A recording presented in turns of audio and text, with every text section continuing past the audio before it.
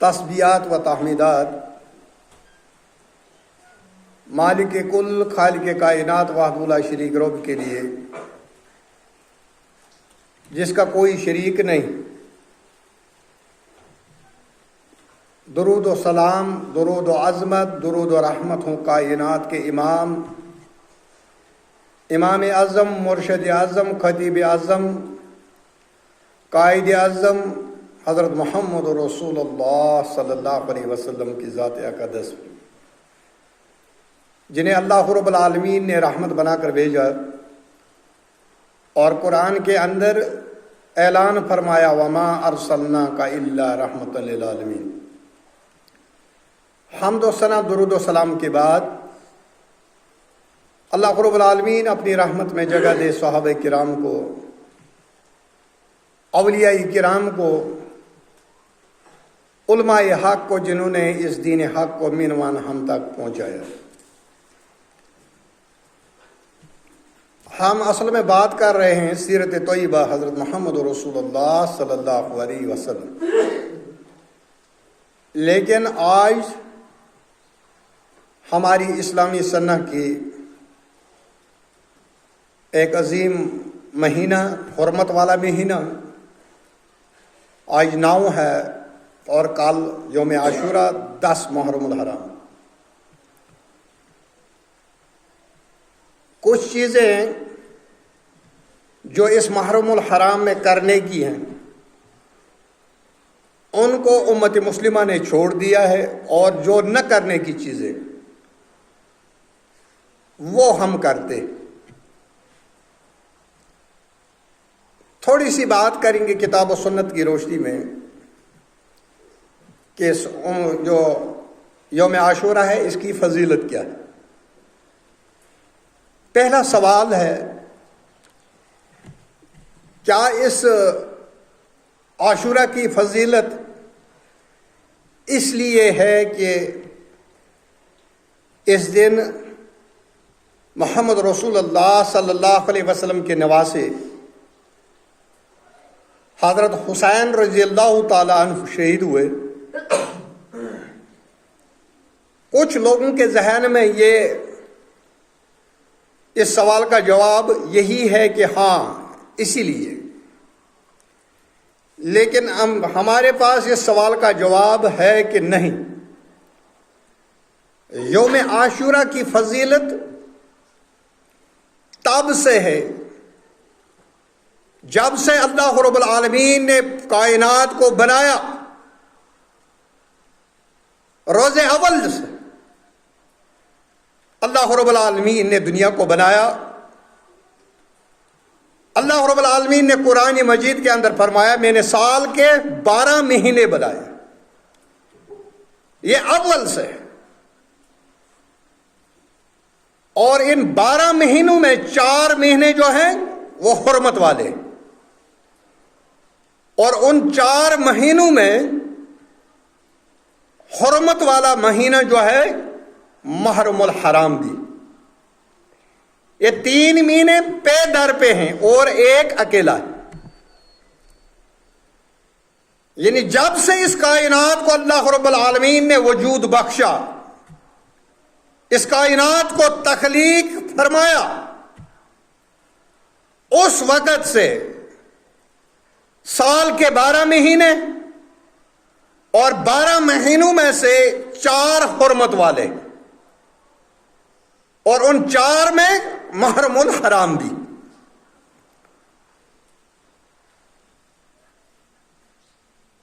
اس مہینے میں اور باقی جو 3 اور ہیں، محمد رسول اللہ صلی اللہ علیہ وسلم نے فرمایا کہ اس میں قتل و غارت کرنا، لڑائی کرنا یہ حرام ہے، کیونکہ یہ حرمت والے مہینے۔ اب امت مسلمہ کو جب دیکھا جاتا ہے ہمارے معاشرے میں، ہم نے کیا کیا؟ جو ہمارے کرنے کے کام تھے ان کو چھوڑ کر ہم وہ کام کر رہے ہیں جو نہ کرنے کے، جن کا شریعت میں کوئی وجود ہی نہیں. محرم الحرام یوم عاشورہ کے دن محمد رسول اللہ صلی اللہ علیہ وسلم اس کا کیسے احترام کرتے تھے, اس دن کیا کرتے تھے, یہ تو ہمیں معلوم ہونا چاہیے. محمد رسول اللہ صلی اللہ علیہ وسلم جب مکہ سے ہجرت کر کے مدینہ آ گئے, مدینہ میں یہود رہتے تھے, وہاں پر 2 قبیلے تھے, اوس اور خزرج. یہ 2 قبیلے تھے مدینہ کے اندر, بہت بڑے قبیلے. مدینہ کے اندر یہود بھی رہتے تھے, نصارہ بھی رہتے تھے. محمد رسول اللہ صلی اللہ علیہ وسلم نے یہود کو دیکھا یوم عاشورہ کے دن روزہ رکھتے ہیں, تو نبی کائنات صلی اللہ علیہ وسلم نے پوچھ لیا, آپ یہ روزہ کیوں رکھتے ہو, کس خوشی میں رکھتے ہو؟ کیونکہ روزہ رکھنا عبادت ہے, اور جب یہ عبادت ہے یہ خالص اللہ کے لیے. اگر کوئی آدمی یوم عاشورہ کا روزہ رکھے, کہے کہ میں حسین کے لیے روزہ رکھ رہا ہوں رضی اللہ تعالیٰ عنہ, اس نے شرک کیا, وہ جہنم میں جائے گا.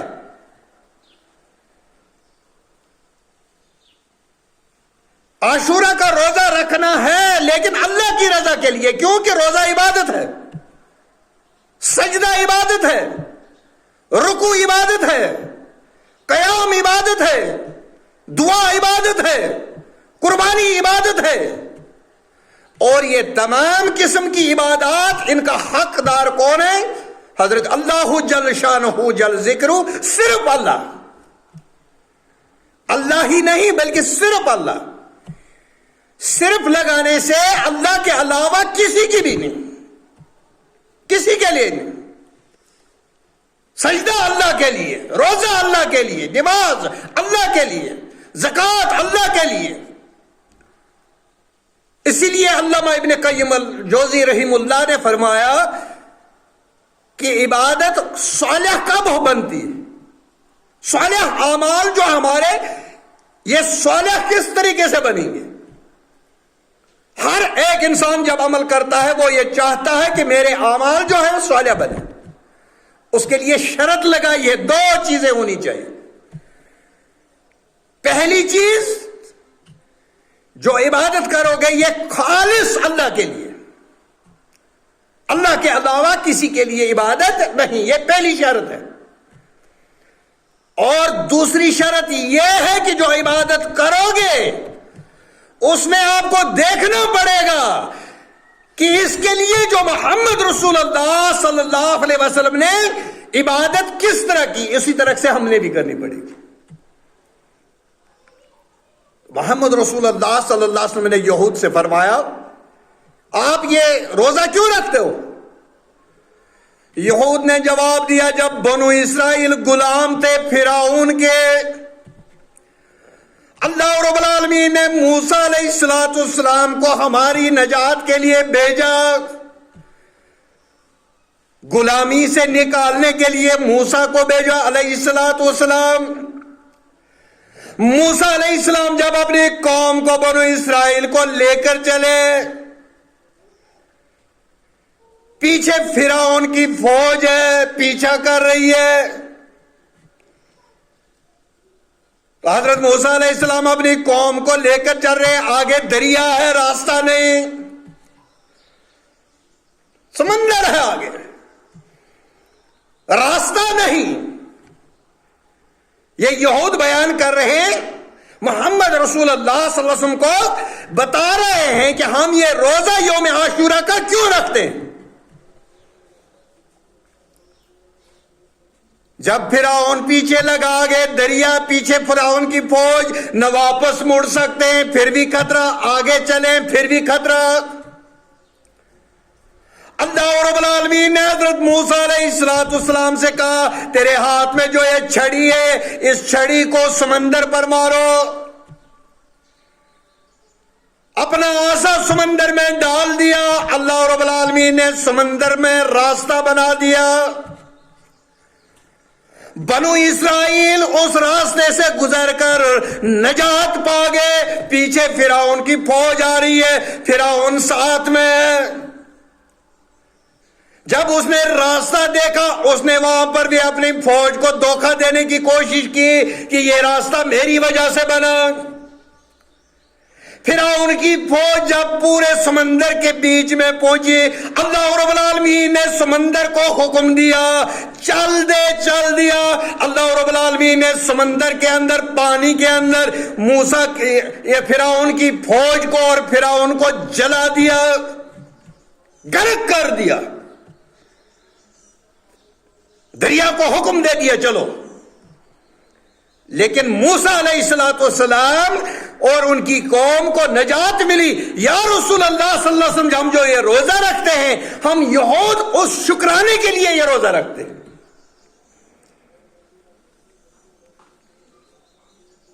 اس شکرانے کی وجہ سے ہم روزہ رکھتے ہیں، اس لیے ہم اس دن کا روزہ اہتمام سے رکھتے ہیں، پوری قوم رکھتے ہیں۔ محمد رسول اللہ صلی اللہ علیہ وسلم نے صحابہ سے کہا، ہم موسیٰ کے زیادہ قریب ہیں، کیونکہ میں بھی نبی، موسیٰ بھی نبی، مجھ پر بھی کتاب نازل ہوئی ہے اور موسیٰ پر بھی تورات نازل ہوئی تھی، اس لیے اس روزے کے سب سے زیادہ حقدار ہم ہیں۔ اے میرے ساتھیو، آپ روزہ رکھو۔ لیکن محمد رسول اللہ صلی اللہ علیہ وسلم آخری سال ہے، جس سال اس دنیا سے رخصت ہوئے، صحابہ سے فرمایا اگر آپ محرم کا روزہ رکھنا چاہتے ہو، کیونکہ ابھی تک ماہ رمضان فرض نہیں ہوا تھا، جب ماہ رمضان کے روزے فرض ہو گئے تو اس میں اختیار دیا گیا، چاہو تو رکھ لو، نہیں چاہو تو کوئی بات نہیں، یہ نفلی روزہ بن گیا۔ روزہ رکھو گے تو ثواب ملے گا، نہیں رکھو گے تو عذاب بھی نہیں ہوگا۔ ثواب میں رکھو گے تو ثواب، اور نہ رکھو گے عذاب نہیں کیا جائے گا۔ لیکن اگر ماہ رمضان کے روزے چھوڑ دیے تو اللہ عذاب کرے گا، کیونکہ وہ فرض ہے۔ محمد رسول اللہ صلی اللہ علیہ وسلم نے فرمایا یہود کی مخالفت کرو، وہ 10 محرم الحرام کا روزہ رکھتے، آپ 9 کو ساتھ ملا لو، 9 اور 10 کا رکھو۔ اگر 9 کا نہیں رکھ سکا، 10 اور 11 کا بھی رکھ سکتا ہے، لیکن مخالفت میں 2 رکھنے، 1 ہی نہیں رکھنا ہے۔ 9 اور 10 کا روزہ رکھنے کا حکم دیا، لیکن محمد رسول اللہ صلی اللہ علیہ وسلم اس دنیا سے اگلے سال کا محرم آنے سے پہلے اس دنیا سے کوچ فرما گئے۔ حکم موجود ہے، اسی کو کہتے ہیں، حدیث کی ٹرمنالوجی میں کہتے ہیں اس کو تقریری حدیث۔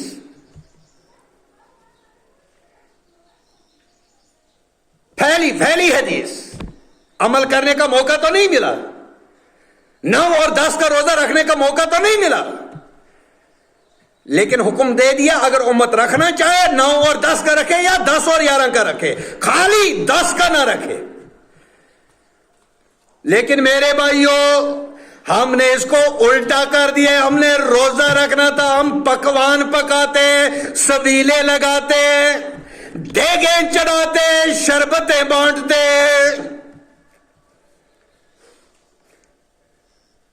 یا الذین آمنوا، اے ایمان والو، لا تقولوا لمن یقتل فی سبیل اللہ اموات، مت کو جو اللہ کے راہ میں شہید ہو گئے ان کو مردہ مت کو، بلا یا ولکن لا تشعرون، وہ زندہ ہے لیکن تمہیں شعور نہیں، تم سمجھ نہیں سکتے۔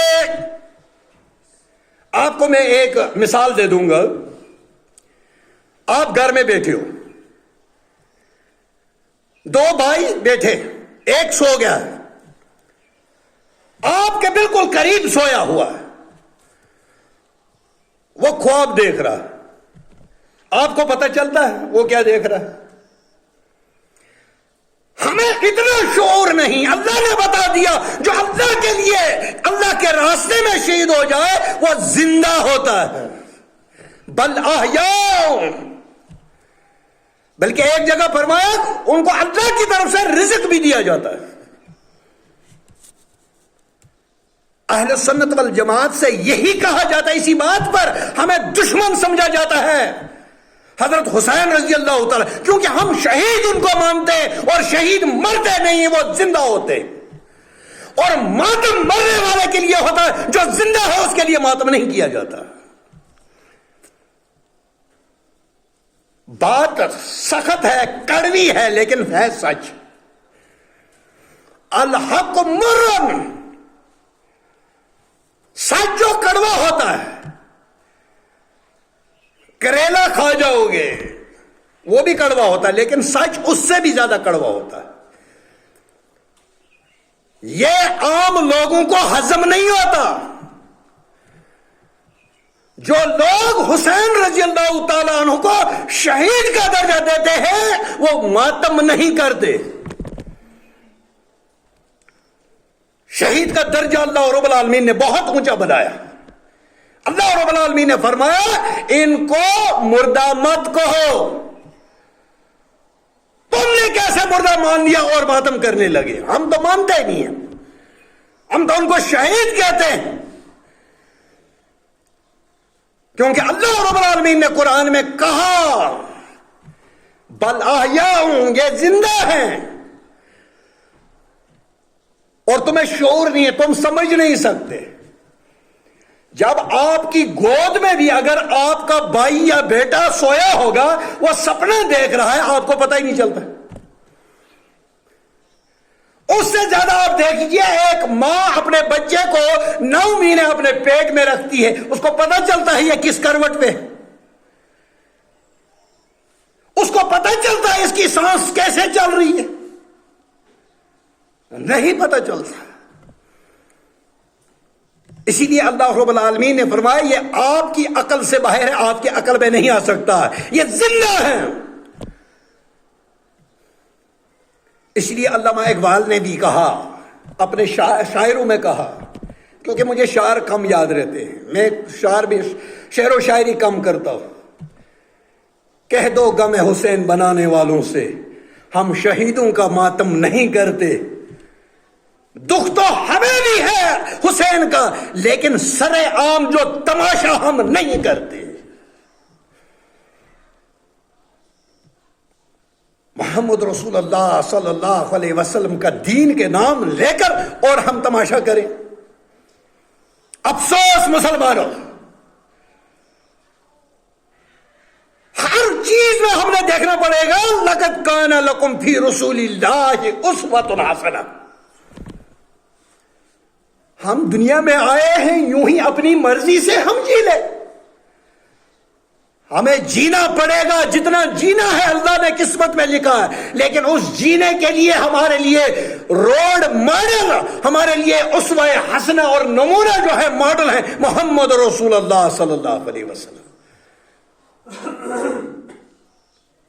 ہمارے لیے روڈ ماڈل ہیں صحابہ کرام، ابو بکر صدیق رضی اللہ تعالیٰ عنہ، عمر فاروق رضی اللہ تعالیٰ عنہ، عثمان غنی رضی اللہ تعالیٰ عنہ، حیدر کرار، حسن و حسین، سلمان فارسی، جتنے بھی صحابہ، یہ ہمارے لیے روڈ میپ ہے، ماڈل اور نمونہ.